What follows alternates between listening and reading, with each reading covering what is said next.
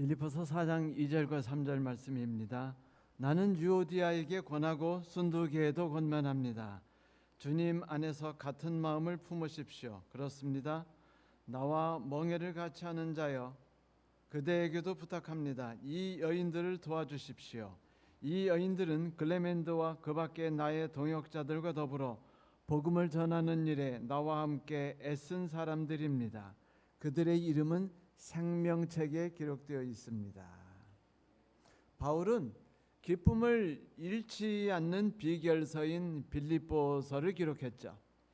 우리는 그 빌립보서 1장과 2장 그리고 3장을 통해서 각기 기쁨을 빼앗는 도둑에게서 우리가 어떻게 빼앗기지 않는가를 배웠습니다.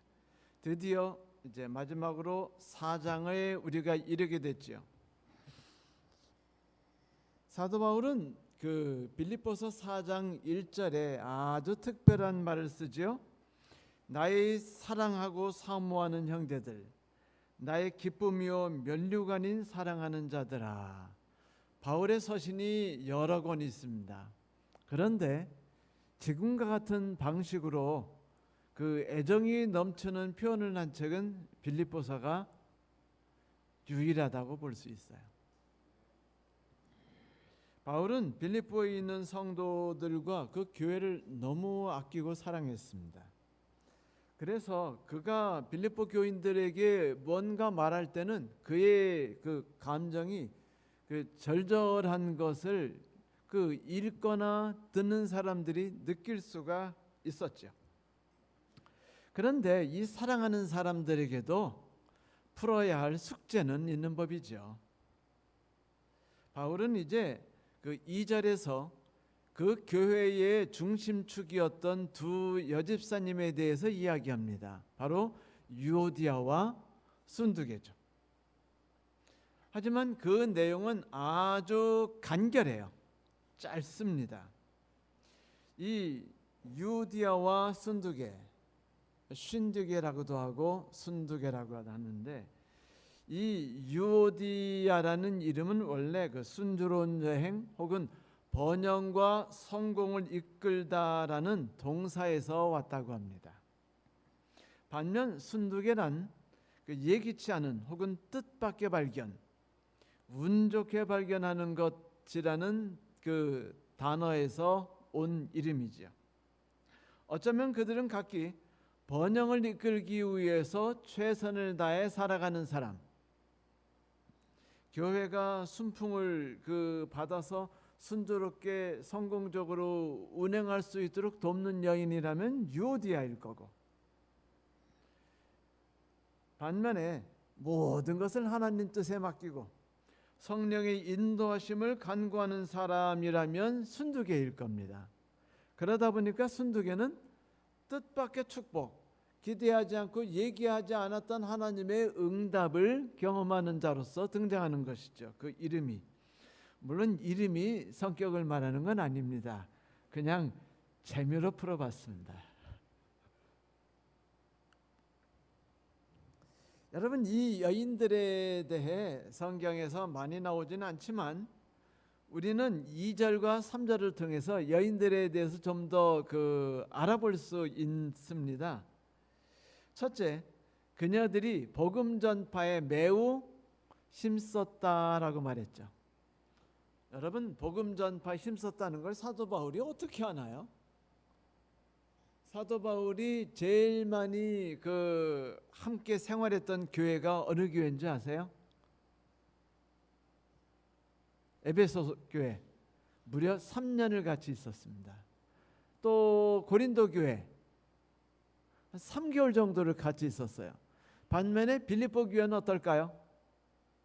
처음 한 일주일가량, 그리고 마지막 전도 여행 때 잠깐 스쳐 지나간 것 외에는 빌립보 교회는 크게 서로 간에 긴 만남이 없었습니다. 함께 고생하면서 으쌰으쌰하고 전도회를 하면서 막 격려하고 일으키고 뭐 빈대떡 부쳐 오시는 분, 김치를 만들어 오는 분, 밥을 해오는 분들, 그리고 전단지를 나누는 분들, 이런 다양한 분들과 함께 할 활동을 할 시간이 없었다는 거죠. 그런데도 바울은 그들에 대하여 나와 함께 복음 전파에 힘썼던 이들이라고 말하고 있습니다. 그것은 그 여인들과 함께 그 일주일 혹은 열흘간 있었던 그 기억이 너무도 강렬했다는 걸 말하는 거죠. 그분들은 최소한 그 교회의 리더였을 것 같아요. 왜냐하면 리더가 아니고 뭐 나왔다 말았다가 그 절 나오듯이 명절 때 한 번, 그 다음에 초파일 때 한 번 나오듯이 예배 드리는 것이 아니라, 혹은 그 11시 예배 중간쯤 돼서 오는 분들이 아닐 것 같아요. 왜냐하면 그런 분이라면 누가 이름을 기억도 못할까요? 바울이 이름을 기억 못하겠죠. 근데 바울이 그 이름을 기억했어요. 그들의 열정을 기억했습니다. 그 당시 전도가 가족에게서 가족으로 흘러간 걸 보면 아마도 리디아가 온 가족을 침례 주었듯이 이 그 유오디아와 순두계도 그런 일에 적극적이었을 것 같고요. 그 다음에 그 외에도 다른 가정에게 나가서 바울을 소개하고 뭐 이끌고 뭐 중간에 분위기 메이킹을 하면서 뛰어다녔던 매우 적극적인 여성들이라고 생각됩니다. 그들에 대하여 그 3절에 함께 힘쓰던 여인들이라고 나오죠. 이 스나레오라는 이 단어인데, 이 단어가 원래 뜻이 뭐냐면 함께 분투하다입니다. 그러니까 그냥 열심히 뛴 게 아니고 분투했다. 온 힘을 다해서 씨름하듯 싸웠다는 것입니다. 전쟁하듯이요. 분투라는 것은 전쟁하듯이 적극적으로 온 힘을 다해서 나간다는 것이죠. 투자가 싸울 투자니까. 그런 걸 봐서는 이 여인들은 교회에서 중심적인 여인이었어요. 그런데 이 분들에게 있어서 문제가 조금 있었던 겁니다. 뭐 크진 않아요.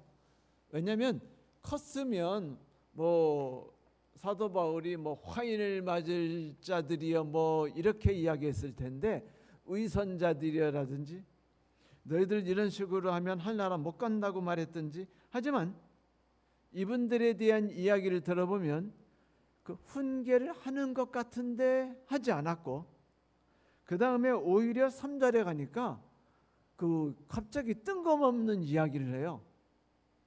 그 누군지도 모를 사람에게 나와 함께 멍에를 매는 그대에게 부탁하는데, 이 두 여인을 특별히 좀 신경 쓰고 함께 협력하여 도와주세요. 이분들은 하나님의 사업을 위해서 나와 함께 열심히 뛴 분들이고 이분들의 이름이 생명책에 기록되어 있습니다라고 말합니다. 재밌지 않아요? 분명히 그 2절에서는 이들에 대해서 그 권고를 합니다. 주 안에서 한 마음을 품어라. 제가 말씀드렸듯이 교회에 시시한 이들이었으면 괜찮아요. 근데 시시한 이들이 아니라 중점적인 영향을 끼치는 사람이에요. 한 분은 교회 활동이 그냥 교회가 정말 매끄럽고 성공적으로 갈 수 있도록 물심양면으로 열심히 뛰고 달리고 부지런히 일하는 분이었고, 또 한 분은 그 일을 위해서 끝없이 격려하고 기도하게 하고 성령이 그 안에서 일어날 수 있도록 하면서 하나님의 기적과 능력이 임하기를 위해서 기도회를 열고 함께 모임을 하는 일에 힘썼다는 것입니다. 두 분이 서로 다른 쪽에서 일했죠. 이렇게 다른 쪽에서 일하면은요, 대부분은 쫙 갈라지게 돼 있어요. 왜냐하면 일하는 방법이 다르기 때문이죠. 그 우리가 알다시피 정치인들을 보면 그들이 당을 만들잖아요. 뭐 민주당, 뭐 민정당 이런 식으로 당을 만들 때 그들이 당을 만들면 자기들끼리 열심히 힘 합해 가지고 뛰나요? 그렇지 않죠. 그 안에서 또 뭐 비박계, 비이계, 비명계 하면서 또 다시 뭐를 만들어요? 파당을 만들고 서로 중리산이하면서 싸우는 법이에요. 왜냐하면 서로 간에 생각하는 것, 누구와 함께 편을 먹었느냐 이런 것들이 다 다르기 때문이며 정책에 있어서 약간의 뜻을 달리하기 때문이죠. 뜻을 달리한다. 이 사람은 동물하고 틀려서, 사람은 식물하고 틀려서요, 다르잖아요. 다르면은 자연스럽게 일어나는 결과가 있어요. 분쟁입니다. 갈등입니다. 고통입니다. 우리가 알다시피 자연계는요, 서로가 다를지라도 문제가 없어요. 진달래꽃이 보면은 먼저 피는 꽃, 나중 피는 꽃 있죠. 여기 이제 만석공원에 가면은 벚꽃이 있어요. 봄이 되면 이제 벚꽃이 흐드러지게 핍니다. 그런데 보면은요, 어떤 벚꽃은 시절을 모르고 안 피고 있어요. 딴 벚꽃들이 막 흐드러지게 그 흰색과 주황 분홍빛을 막 그냥 분위기를 펼쳐낼 때 가만히 있습니다. 그리고 이제 다 시든데 거기다 비까지 와가지고 벚꽃이 다 떨어졌는데 그제서야 이제까지 피지 않던 벚꽃이 어떻게 해요? 막 펴내기 시작해요. 그러면은 우리가 또다시 희망과 즐거움에 빠져가지고 벚꽃을 또 보게 됩니다. 자, 먼저 피는 꽃과 나중 피는 꽃에 잘하는 것과 잘못하는 게 있나요? 없어요. 봄과 여름이 서로 간에 갈등을 일으키지 않고 조화를 이룹니다. 악어와 악어새이든 유칼립터스 나무와 유칼립터스 나방이든 모두가 서로 다르지만 서로에게 조화로워요. 동물은 식물에게 도움을 주고 식물은 동물에게 유익을 주면서 서로 공생하지요. 그런데 중요한 건 그들이 살아갈 수 있는 이유는 서로가 다르기 때문입니다. 아주 흥미로운 걸 발견했는데 유럽의 어떤 강에는요, 하루살이가 수천만 마리가 동시에 나와가지고 동시에 산란을 하고 동시에 다 죽어버려요. 한 3시간 안에. 그런데 신기하게 수컷이 먼저 올라옵니다. 쫙 올라와가지고 막 공중을 날아요. 그러면 한 시간 동안 수없이 잡혀 먹습니다. 잡혀 먹어가지고 고기들이나 새들이 잡아먹다 배가 불러가지고 이제 먹는 걸 포기할 때쯤 되면은요, 암컷들이 물에서부터 쫙 올라오기 시작해요. 막 수백 마리가 그 강에서 쫙 물에서 올라오기 시작합니다. 그러면 거기서 짝을 짓고 알깔 준비를 만든 다음에 수컷들은 거기서 떨어져 죽어요. 그럼 암컷들이 북쪽으로 쑥 올라가는데 어떤 것들은 더 빨리 떨어지고 어떤 하루살이는 더 나중 떨어져요. 근데 하루살이가 무려 이만큼 큽니다. 손가락 길이보다 더 커요. 하루살이 중에서 그렇게 큰 하루살이 못 보셨죠? 잠자리보다 크다고 생각하면 됩니다. 이런 하루살이가 하늘 나르면 얼마나 아름다운지요. 그래서 수많은 그 나라 사람들이 와서 그거를 구경해요. 전 세계 사람들이. 그런데 모두가 다 달라요. 수컷이 나오는 순간이 다르고 암컷이 나오는 순간이 다르며 서로 날아가는 높이도 다르고 노는 것도 다릅니다. 그런데 신기하게 서로 다르기 때문에 모두가 함께 후대에 생명체를 넘겨줄 수 있어요. 여러분, 만약 암컷과 수컷이 똑같이 올라오면 어떻게 될까요? 강에서 똑같이 올라오면 네? 물고기들이 암컷이고 수컷이고 가리지 않고 다 잡아먹어요. 그러면 암컷이 생명을 날 수 있는 기회가 상실되는 겁니다. 그러니까 서로 다른 존재들끼리 다른 삶을 살아갑니다. 그런데도 불구하고 그들이 어울려요. 근데 인간은 그러지 않아요. 인간의 삶에 대한 재미난 이야기들이 얼마나 많은지 모릅니다. 그런데 그 중에 그 아주 흥미로운 이야기가 있는데 이건 기독교 얘기예요. 6명이 그 갑자기 그 난데없이 그 사막에 떨어졌어요. 그것이 어딘지도 모르는 유대인 2명, 천주교인 2명, 개신교도 2명. 그런데 유대인 2명이 회당을 졌습니다. 그러니까 천주교인들이 그 성당을 졌어요. 하나씩 각기. 그리고 각기 이름을 멋지게 졌죠. 그러자 개신교 교도들이 각기 교회를 졌습니다. 따로따로. 그리고는 뭐라고 졌냐면 각기 첫 번째 장로교회라고 썼습니다. 그러니까는 그 화합하지 못하는 것을 이제 기독교를 빌어서 너희들 절대로 화합하지 않는 존재들이야라는 그 우스개 이야기이죠. 근데 여러분, 인간은요 서로 달라요. 그런데 본성적으로 인간들은 다르기 때문에 싫어합니다. 인간들은요 다르기 때문에 어울리지 않습니다.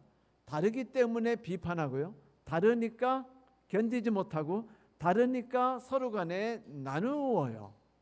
이게 자연과 인간의 다른 점입니다. 왜 서로 다를까요? 왜 자연과 인간은 다를까요? 자연계는 그들의 본성에 심겨진 하나님의 명령대로 움직이기 때문에 생각하지 않고 그저 활동할 뿐입니다. 하지만 인간은 어떤가요? 달라요. 하나님이 다른 인간들을 창조하셨습니다. 근데 다른 인간들이 죄악 속에 머물렀었기 때문에 죄악적 본성들을 여전히 가지고 있습니다. 그래서 인간들은 서로 간에 결코 어울리지 않습니다. 그리고 항상 같이 있으면 인간들은요 상처를 입어요. 교회이든 부부 생활이든 친구들이든 반드시 싸우고 싫어하고 파당을 나누며 고통받고 그리고 상처받기 싫어서 말을 안 하든지 멀리 떨어져 있든지 합니다. 저는 거의 40여 년을 교회 다니면서 갈등과 싸움과 미움이 존재하지 않는 교회를 본 적이 없어요. 그거 나쁘다고 말하지 마세요. 그냥 인간은요 그 삶을 자연스럽게 행하는 존재들입니다. 중요한 거는 하나님이 우리를 구원하셨다는 것이죠. 그렇다면 그 삶이 무언가 시정돼야 되고 고쳐져야 될 것 같죠? 그렇지 않습니까? 그래서 우리에게는 좀 충고와 교훈 그리고 어떻게 하면은 화합을 잘 이루는가에 대한 how to 방법론에 대한 것을 우리들이 자꾸 관심을 가지고 보고 익히기도 하죠. 사도 바울도 이런 도덕적 충고를 했을지 몰라요. 아마 했을 겁니다. 그런데 사도 바울은 이 이야기를 꺼내기 전에 인간이 미래에 대해서 염려하기 때문에 고통을 받고 그래서 기쁨을 잃어버리는 걸 막도록 하자는 것이 빌립보서 4장이라고 하지 않았나요? 그렇다면 4장 기쁨을 염려 가운데서 빼앗기지 않는 방법이 뭐냐? 사도 바울은 이 이야기를 4장을 통해 이야기하려고 하는데 그 첫 번째를 뭐로 시작했죠? 물러서지 말고 맞서 싸우기 위해 든든히 서라. 양발을 굳게 버티고 몰려오는 적들을 향하여 물러서지 말고 뒤를 바라보지 말고 버티고 있어라라고 말하지 않았습니까? 그것이 바로 주 안에서 서라라는 명령, 1절에는 명령이 갖고 있는 뜻이라고 말했습니다. 그것은 뭐냐면 그리스도인의 삶이라는 것이 전쟁 같다는 거예요. 평범하게 그냥 고치면 되는 거고 수정하면 되는 거고 이런 것이 아니라 우리가 잘못했을 때 큰 결과가 일어날 수 있다는 겁니다. 예를 들면 이런 거죠. 손가락이 살짝 뱄어요. 칼에. 그래서 아야 하고는 피가 조금 났네 그러고 쪽쪽쪽쪽 빨아버리고서는 그냥 신경 안 썼습니다. 그런데 사흘 뒤에 갑작스럽게 열이 나기 시작했어요. 그리고 죽었습니다. 알고 보니까 폐혈증이었어요. 온 가족이 슬펐죠. 여러분, 이런 것을 비극이라고 말하죠. 그런데 인간사에서도 이런 우스꽝스러운 비극이 일어날 때가 있어요. 예를 들어 볼까요? 여러분, 그 재미난 이야기가 있는데, 적의 공격을 막기 위해서 변방 그 경계선에 그냥 별 볼 일 없는 병사들을 내보냈어요. 그랬더니 이 병사들이 치고 들어가 가지고 적의 수도를 점령해 버렸습니다. 말이 돼요, 안 돼요? 안 되는 것 같죠. 그런데 이 그리스도인의 삶에서는 이 우스꽝스러운 일이 일어나요. 보통 적극적으로 보통 본다면 우리는 빛입니다. 사탄은 어두움이에요. 여러분, 어두움이 빛을 덮어버리나요? 빛이 어둠을 밉니까? 빛이 어둠을 밀죠. 빛은 능동적이고 적극적이에요. 그런데 빛을 미니까 어둠은 적극적으로 방어해야 돼요. 막아야 돼요. 그런데 사탄이 이 교회의 공격을 막기 위해서 막 교회 주변에 막 방어벽을 치고서 막 목숨을 거는데 가만히 보니까 교회가 어떠고 있어요 지금?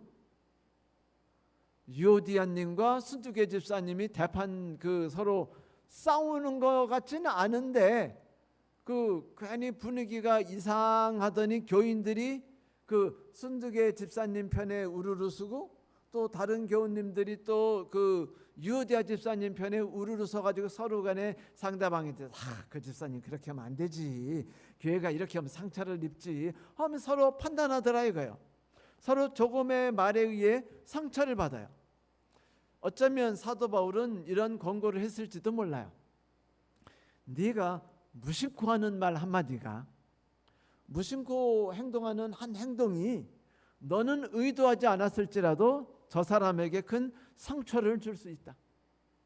너는 그게 아무렇지 않은 행동이고 자연스러운 행동이고 문제가 되지 않은 행동인데 내게는, 저 사람에게는 매우 큰 고통이고 그리고 영혼이 상할 수도 있는 것이다 라고 말해주는 것 같은 겁니다. 다시 말하면 전선에서 몰려오는 적 앞에 굳게 서라고 1절에 말했다는 것은요, 모든 음식에 소금을 뿌리는 것과 같아요. 자, 1절에서 이제 강력하게 주사를 놓은 겁니다. 우리가 해야 하는 행동들은 어떤 행동이든지 가볍게 행동하는 행동이어서는 안 된다. 사력을 다해야 하는 행동이다. 선과 악의 대쟁투이다. 여기서 밀리면 끝이다. 너 죽거나 나 죽는 거다라는 거죠. 그러니 복음을 전하는 것도 뭐라고 말해야 돼요? 함께 분투하는 자들이라고 말할 수밖에 없는 거죠. 자, 성도 여러분, 왜 이런 현상들이 일어날까요? 그것은 인간들은요, 자기를 형성하면서 살아왔기 때문입니다. 자아를 형성했어요. 그것이 어떤 모양인지 모르지만 각기 자아가 형성된 사람들이에요. 그런데 형성된 자아가 쉽사리 바뀌면 그게 인간인가요? 아니에요. 인간은 그렇게 형성된 자아와 형성된 습관들, 말투, 사고방식 이런 것들이 결코 바뀌지 않습니다. 바뀌지 않아요, 결코. 마치 뭐가 안 바뀌듯이 플룻이나 피아노가 자기 정체성을 바꾸지 않고 그대로 버티고 있듯이, 혹은 벚나무나 진달래꽃이 자기 정체성을 바꾸지 않고 그대로 있듯이, 네가 좀 양보해, 네가 좀 변하면 안 돼? 아니에요. 변하는 거 없어요. 그들은 죽거나 사나 자기 모습입니다. 그러면 여러분, 하모니라는 단어는 무슨 뜻일까요? 하모니가 뭐죠? 하모니란 전혀 바뀌지 않는 것들을 묶어서 조화를 이룰 수 있도록 하는 방법입니다. 다시 말하면 그들을 바꾸어 가지고 이렇게 대충 어울리게 만드는 거. 너는 키가 크니까 좀 자를래? 발을 자를까? 너는 좀 짤막하니까 좀 다리를 좀 늘려서 뽑아줄까? 뭐 이런 게 아니라는 거예요.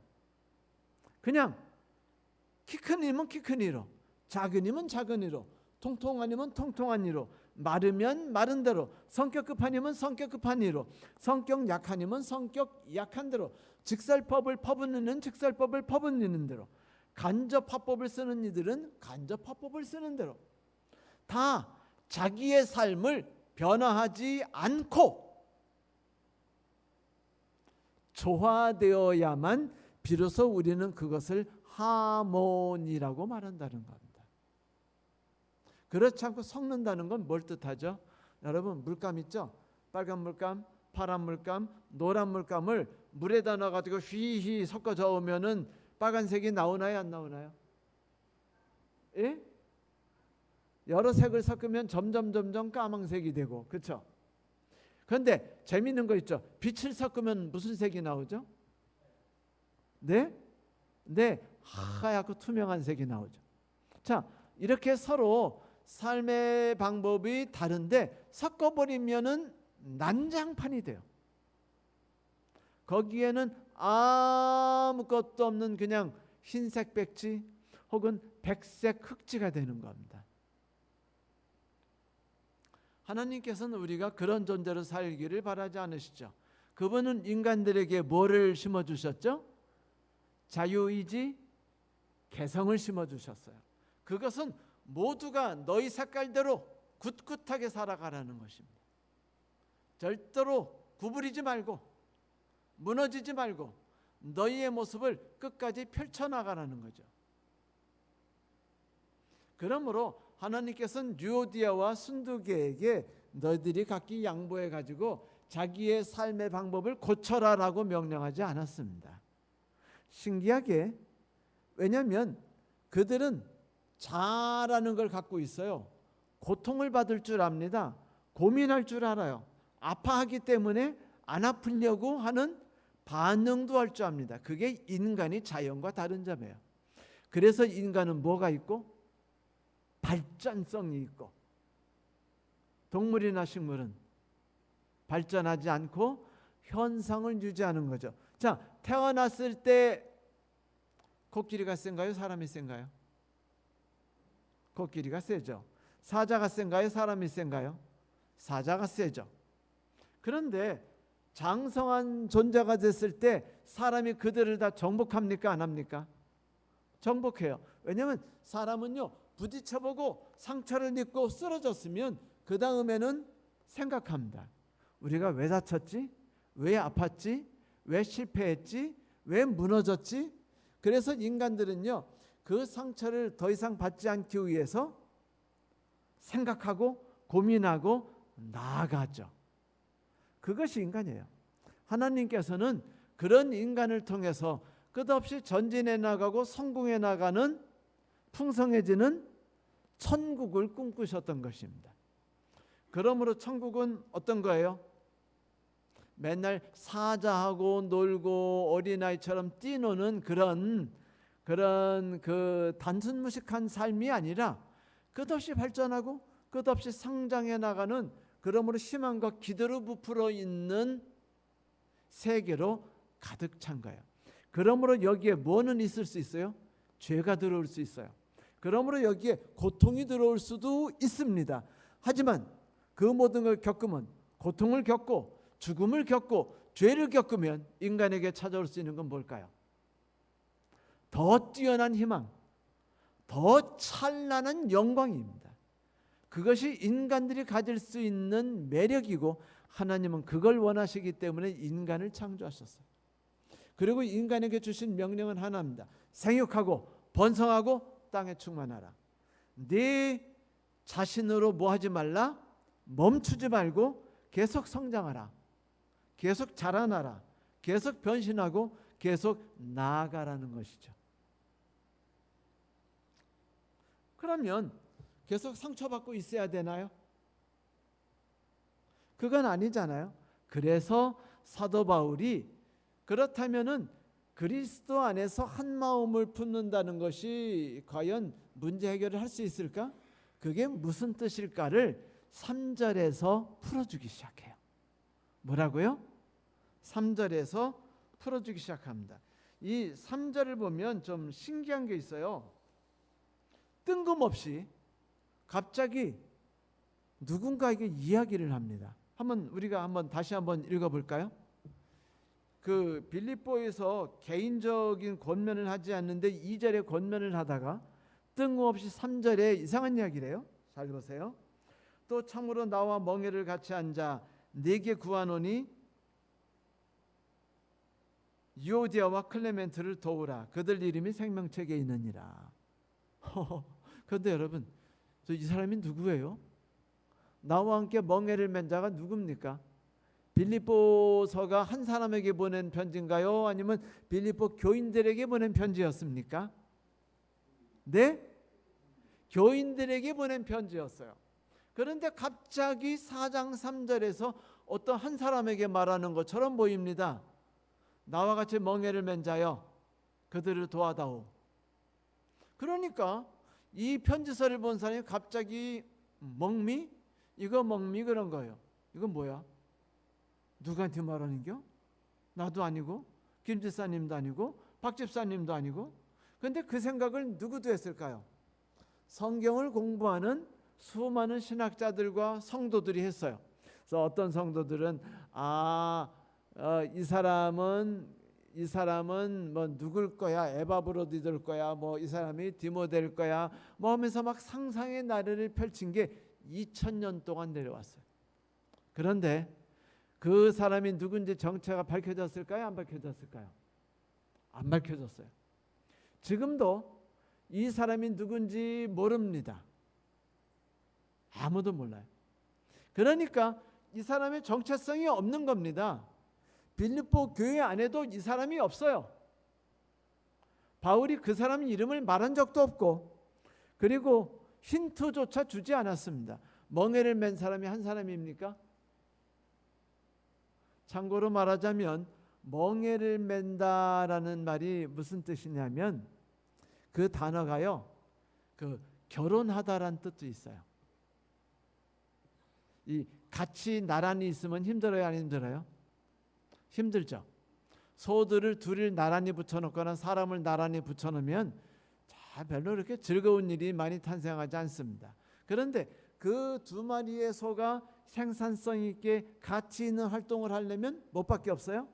한 가지밖에 없어요. 그건 뭐냐면 뭔가를 길을 알고 목적을 알며 의미를 아는 누군가가 그 두 소에게 뭐를 매는 거예요? 멍에를 매주는 거예요. 우리나라에도 그런 말이 있죠. 결의소라고 있죠. 결의소. 두 마리를 함께 매는 겁니다. 그래서 안소. 그러면 이제 조금 경험이 있는 소. 그리고 이제 소 모는 사람의 오른쪽에는 그거보다 경험이 없는 소가 또 하나 있어요. 이 소가 이제 자라나서 경험 있는 소의 자리에 언젠가는 올라가겠죠.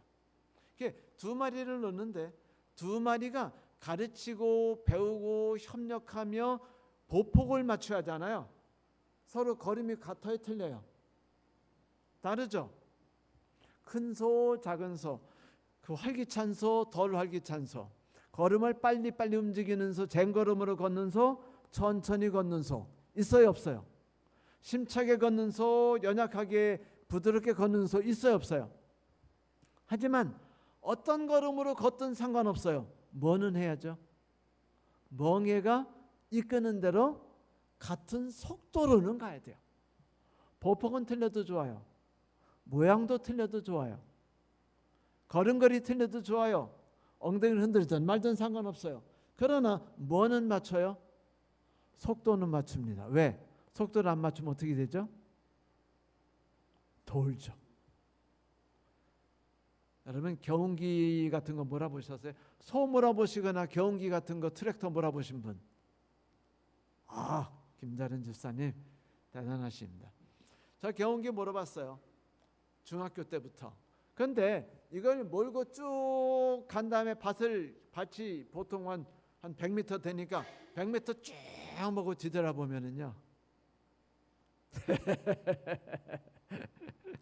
경험이 있는 그 농부들은 일항이 빠듯하지만 제가 판 일항은요 삐뚤빼뚤하게 갑니다. 그런데 이 멍에를 제대로 매게 한 이 농부는요 반듯하게 이 소를 몰 줄 알아요. 그러면 소가 처음에는 그걸 잘 못 따라합니다. 왜냐하면 땅이 울퉁불퉁하죠. 그래요, 안 그래요? 울퉁불퉁해요. 어떨 땐 돌도 껴 있어요. 어떨 땐 흙이 더 단단하기도 하고 풀이 있기도 해요. 그러면 어떨 땐 힘을 내야 되고 어떨 땐 속도를 내야 되고 어떨 땐 늦춰야 되는 다양한 경험과 다양한 행태의 삶의 모습들이 거기서 나타납니다. 왼쪽 소와 오른소가 서로 다른 모양으로 활동해야 할 때도 있어요. 중요한 건 멍에가 있을 때는 멍에에 따라서 둘이 어떻게 할 수 있다? 함께 무언가를 해낼 수 있다라는 것입니다. 그래서 사도 바울이 지금 예를 들어서 에바브로디디오, 디모데요 이렇게 말했으면 그냥 대번 알 텐데 사도 바울은 상대방이 누군지 말 안 해요.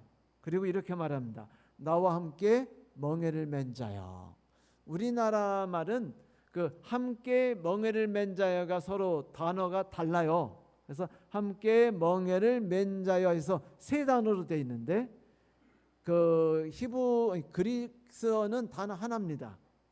함께 멍에를 맨 자가 한 단어예요. 그래서 단어 하나가 죽으나 사나 그냥 함께 사는 거예요. 함께 가는 겁니다. 그러니까 마치 그래서 그들이 생각하기를 결혼이 멍에를 메고 가는 것 같다라고 말해서 결혼하다를 멍에를 맨다라고 말했던 것입니다. 이제 사도 바울이 왜 뜬금없이 그 어네니모스 무명인을 꺼냈을까요? 저도 많이 고민했습니다. 왜 이름도 없는 사람, 특별한 어떤 힌트도 주지 않은 사람이면 도대체 이 사람이 누구예요? 읽는 사람도 알 수 없고 듣는 사람도 알 수 없다면 그렇다면 혹시나 사도 바울이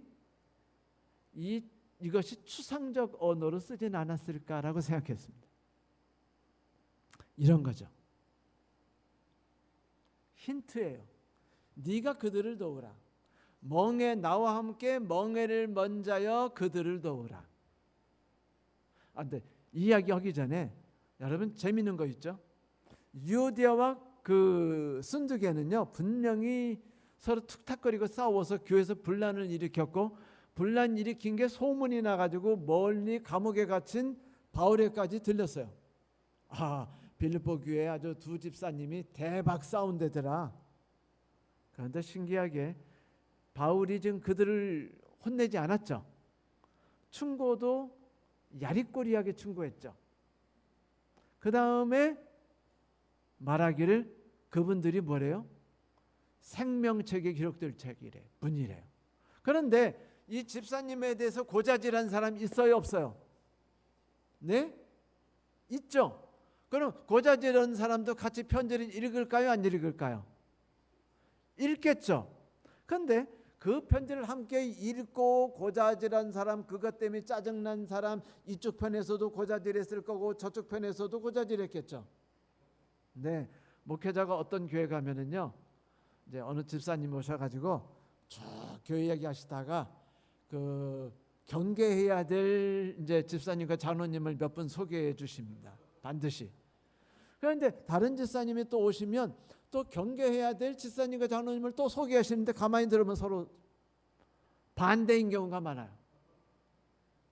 그러면 이럴 때 누가 틀린 겁니까? 누가 옳은 겁니까? 사도 바울은 그런 말 안 해요. 어차피 사도 바울은 뭐라고 말하죠? 옳다 그르다가 중요하지 않다. 둘 다 필요하다. 둘 다 가치가 있다라고 말해요. 그 다음에 3절 끝에 뭐라고 말해요? 이 사람들은 다 어디 갈 거다? 생명책에 기록된 사람이다 라고 말해줍니다.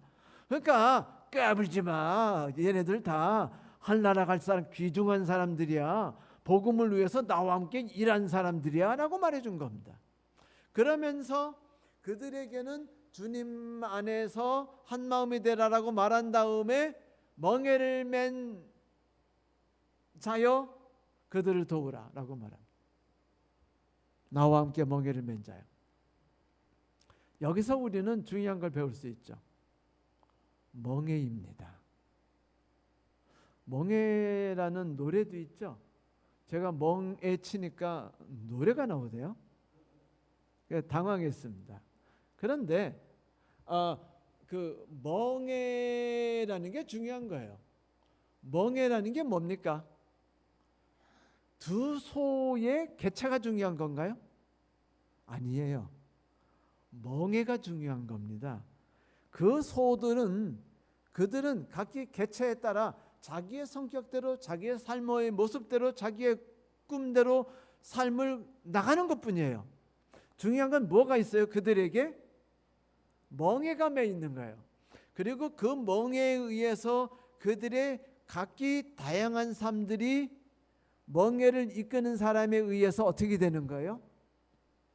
멋진, 위대한, 화려한, 영광스러운 일들을 찬란하게 만들어내는 겁니다. 그래서 멍에를 매는 이들이여라고 말한 겁니다. 그리고 그들을 훈계하라고 말하지 않고 그들을 뭐라고 말해요? 도우라라고 말합니다. 이건 뭘까요? 그리스도의 멍에를 맨다는 생각들을 우리가 갖는다면, 그리스도의 멍에라는 정신을 우리가 갖고 있다면 우리들은 서로 다름이 우리에게 고통을 주거나 상처를 주거나 아픔을 주거나 서로에 대해서 멀리 떨어지고 싶어 하거나 아니면 아예 자연인이 되고 싶어 하는 것을 떠나서 함께 멍에 아래서 무언가 생산적인 일을 해낼 것이다 라고 말한 겁니다. 그들을 도울 수 있는 이는 누구예요? 유오디아와 순두개를 도울 수 있는 이가 누굽니까? 멍에입니다. 멍에만이 유일하게 그들을 도울 수 있고 그들로 하여금 온전한 일을 할 수 있도록 도와주는 거예요. 함께, 그들은 동료죠. 함께 사니까 고통받는 거예요. 그들은 동료입니다. 함께 사니까 갈등하는 겁니다. 그들은 동료예요. 함께 살기 때문에 갈등과 고통 속에서 새로운 것들을 창출해내고 주의 뜻이 이루어진다는 것이 무언지를 만들어낼 수 있는 겁니다. 고통이 없이, 갈등이 없이, 아픔이 없이, 상처받는 게 없이 그런 영광스러운 게 만들어지리라고 상상하시나요? 여기에 이제 신혼부부가 있는, 신혼부부 지금 몇 개월째죠? 네? 몇 달? 8개월. 좀 많이 다퉜겠죠. 근데 미안하지만 죽을 때까지 다툴 거예요. 그 다투는 강도가 줄어들지 않을 겁니다. 그래서 제가 언제가 얘기했듯이 지난 시간에 얘기 드렸나요? 결혼에 대한 명언은 부정적인 명언밖에 없다. 긍정적인 명언은 거의 존재하지 않는다라고 말한 겁니다. 그게 결혼이에요. 그러나 그 삶이 있기 때문에 그들은 위대한 걸 만들어낼 수 있는 겁니다. 그래서 그들은 멍에를 맬 수 있는 거예요. 빌립보서에서 그들이 그리스도 안에서 한 마음이라는 이야기를 이제 다시 하는데 2절로 다시 돌아갑시다. 그리스도 안에서 한 마음을 품어라. 근데 여러분 이 이야기가 어디에 힌트로서 나온 것 같지 않았습니까? 빌립보서 2장에. 그렇죠. 그리스도 2장에서 나왔었어요. 그 말이 나왔었습니다. 너희들이 마음을 같이하여 같은 사랑을 가지고 뜻을 합하여 한 마음을 품어 아무 일에든지 다툼이나 허용으로 하지 말고 오직 겸손한 마음으로 각각 자기보다 남을 낮게 여기고 각각 자기 일을 돌볼 뿐더러 또한 각각 자기 다른 사람의 일을 돌봐 나의 기쁨을 충만하게 하라. 너희 안에 이 마음을 품으라. 곧 그리스도 예수의 마음이니. 결국 그리스도 예수의 마음이라는 멍에를 그들이 지을 때에서야 비로소 그들에게서 가정이 통해서 하나님이 역사하시고자 하는 것들이 이루어지기 시작한다는 것이죠. 성도 여러분, 서로 다른 건요 너무 당연한 겁니다. 그리고 내가 옳고 네가 틀린 것도 너무 당연한 거예요. 언제나 그래요. 저는요 부부가 살아가면서 내가 틀리고 네가 옳다고 생각하는 분들은 못 봤어요. 그냥 귀찮으니까 싸움 안 일어나게 하려. 그래요, 미안해, 알았어 여보, 내가 잘못했다, 이렇게 말은 하지만 실은 마음속으로는 절대로 양보하지 않죠. 그래, 내가 그 대승적으로 양보했다라고 말할 뿐이죠. 그리스도 안에서 한 마음을 품는다는 건 겸손이라고 말했어요. 그건 뭐냐면 네가 주체가 아니다라는 것입니다. 너는 네 가정을 네가 주체적으로 끌어나가려고 한다 이거예요. 네가 행복을 위해서 만들기 애쓰고 기쁨을 위해서 만들기 애쓰고 그리고 내게 다가오는 건 뭐밖에 없어? 실망과 고통과 절망과 비탄밖에 없는 겁니다. 네가 주도적으로 일하는 것이 아니라 하나님이 주도적으로 일할 수 있도록 하라 이겁니다. 그래서 빌립보 교회 4장에 이렇게 말하는 겁니다. 유오디아와 누구? 순두계. 하나님 뜻대로 되겠죠 라고 말하면요, 그 유오디아 같은 분은 순두계 같은 교인을 보면서 뭐라고 생각하는 줄 아세요? 무능력하고 책임성 없는 저런 쓸모없는 쓰레기 같은 교인들이여 라고 말합니다. 반면에 순두계 같은 교인들은 유오디아 같은 교인들 보면서 뭐라고 말하는 줄 아세요? 신앙이라고 하나도 없고 그냥 지들 힘으로 그냥 끝까지 어떻게 해보려다가 성질만 버럭버럭 내고 되는 게 없이 교회를 망치는 그냥 있어서는 안 되는 좀과 같은 존재들이라고 말합니다. 그게 유오디아예요. 그게 순두계입니다. 각기 자기가 옳대요. 그런데 사도 바울이 뭐랍니까? 너네들이 틀렸대요. 상대방이 옳답니까? 아니에요. 사도 바울은 네가 틀렸다, 네가 맞다라고 말하지 않아요. 한마디만 말합니다. 너희들이 자신을 변화시킬 일은 없다. 서로 한 마음을 품어라. 겸손해야 된다. 네가 주체자가 되려 하지 마라. 멍에가 있지 않느냐? 멍에는 이끄는 자가 있을 뿐이다. 너는 그저 내 갈 길을 가라. 내 옆에 있는 손은 내가 이끌게. 만약 우리가 그렇게 나간다면 교회에 분열이 없을 거라는 겁니다. 분열이 있는 곳에는 뭐가 없어요? 미래가 없습니다. 미래가 없으면 염려가 생겨요. 염려를 생기면 기쁨이 사라집니다. 그러므로 사도 바울은 굳게 서라라는 말 바로 뒤에 2절과 3절에 한 가지만 말하는 겁니다. 뭐라고 말해요? 서로 다른 개성과 특질과 삶과 꿈을 갖고 있는 이들이여, 그들은 각기 생명책에 기록된 자들입니다. 하지만 상대를 고치려 하지 말고 그들도 변화되지 말고 그리스도의 멍에를 맨 채 그대가 주체자가 되지 않은 채 하모니를 이루려는 주의 뜻에서 함께 살아가십시오. 오늘 말씀을 마치겠습니다. 감사합니다.